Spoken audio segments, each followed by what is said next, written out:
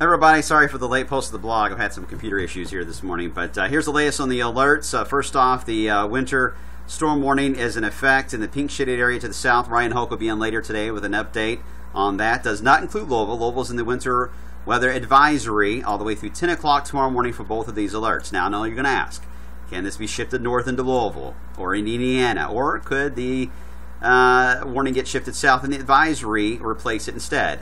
All of that is still possible. Stay tuned. I don't foresee a lot of major changes at all.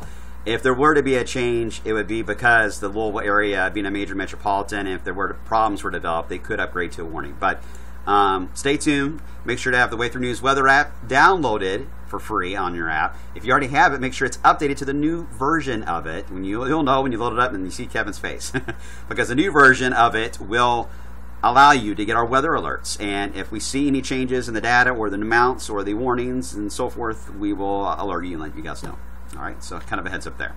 All right, here's the latest look at the radar trends, and we've had this first round of snow this morning. Now, this first round was just a warning shot, if you will, of snowfall. It was enough to saturate the atmosphere.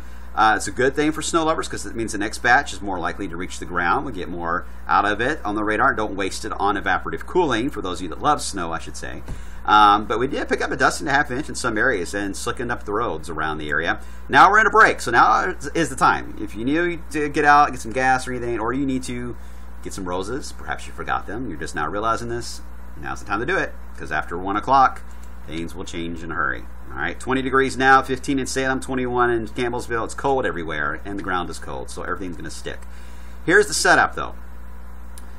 This piece of energy is going to move our direction here. We've got this band here of snow. Now, at times it's been sleet because there's a warm nose trying to push into the low, and that will be an issue for southern Kentucky later tonight. But there has been heavy snow reported in spots in West Kentucky. Look at the lightning showing up right now over West Kentucky. Some thunder snow right now, right over the Paducah area. So I wouldn't rule out thunder snow. That means it's snowing about an inch an hour in some cases when you see that. Now, the reason why the amounts are a little bit higher over Kentucky than Indiana is this band is expected to fill in and become a little more elongated as it moves east. It's just going to be a smaller duration of snow that will impact areas across Indiana and lesser snow rates as well. But again, any shifting, any banding features like that, or any lightning and thunder it can develop can certainly change that idea. All right, so here's a look at the forcing. I was looking at it on the SPC site. Good amount of forcing showing up with this low, and again, it's heading right over us for this afternoon. Here's the triple R model for this afternoon. It is showing the break, and then we get the snow moving in. Again, the darker colors show the heavier snow burst and banding features that'll move in. It may not be exactly like this, so I got to caution you guys. There could still be some adjustments here on that, but this is where it could come down pretty good for a while.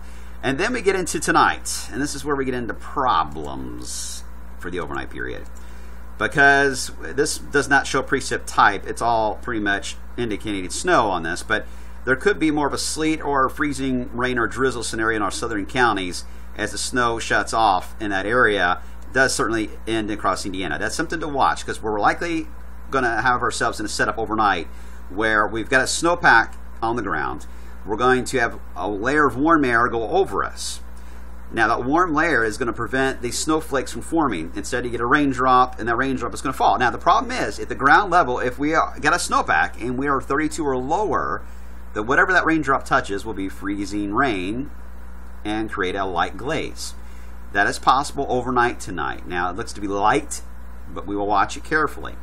Now, temperatures are still forecast beyond this point, by the way, to keep rising for the morning commute tomorrow to alleviate any problems. Even if we have freezing drizzle, or even with the snow, we would have just slushy roads in some cases, or just plain wet roads.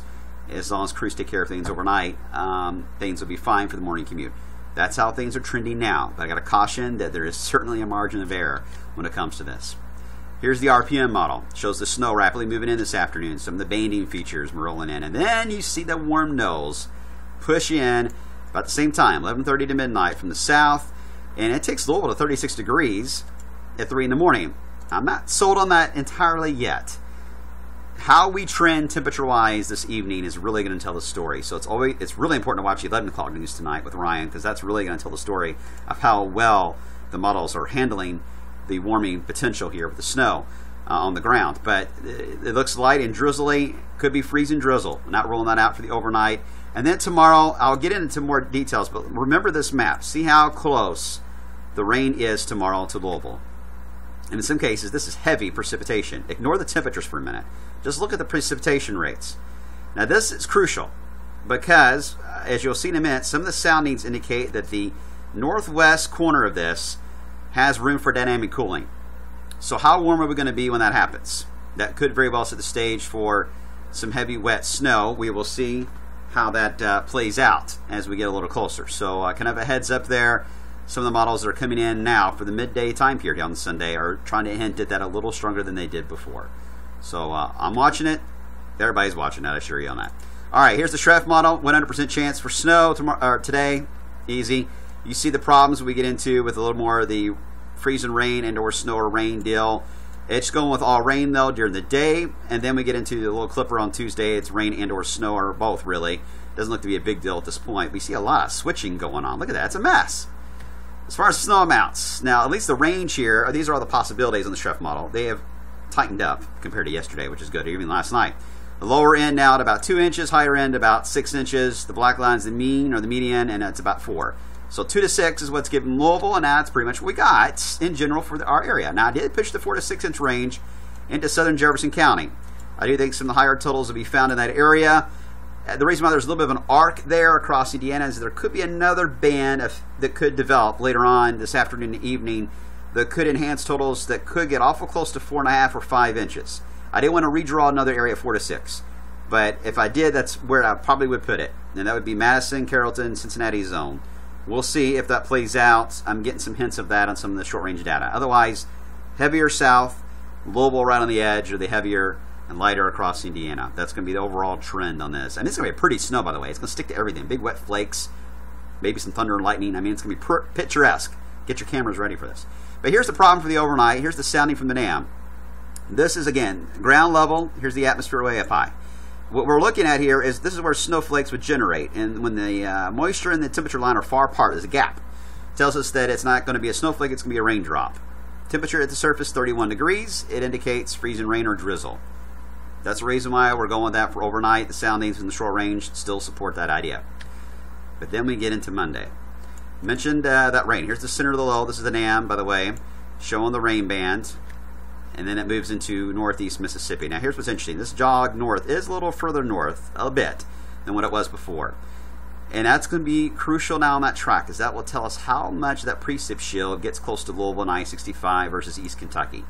Because the soundings are now beginning to reflect that there is certainly the potential for snowflake generation, but there is a dry pocket of air for dynamic cooling, which would allow for the temperature at 36 degrees at this point in the afternoon tomorrow to jog a couple degrees to the left, which will get us closer to the freezing mark, but may not be entirely, but it won't really matter. It could still snow above freezing. It would just have a tougher time accumulating, of course, but the snow rate could be heavy enough that it wouldn't matter anyway. But even the system has given us, the sounding has given us an idea of snow. And then you go even later into the evening. It is still showing a saturated profile, slightly dynamic cooling, still there, 34 degrees, still showing snow. This is a change from what the NAM was showing in previous days even. So there is still the potential for the northwest section there of that heavy rain tomorrow to go to wet snow. It's not enough yet of a change for me to change the forecast to that. We're going to go still with this going into rain and improving conditions. But I want to exercise caution that that potential is there.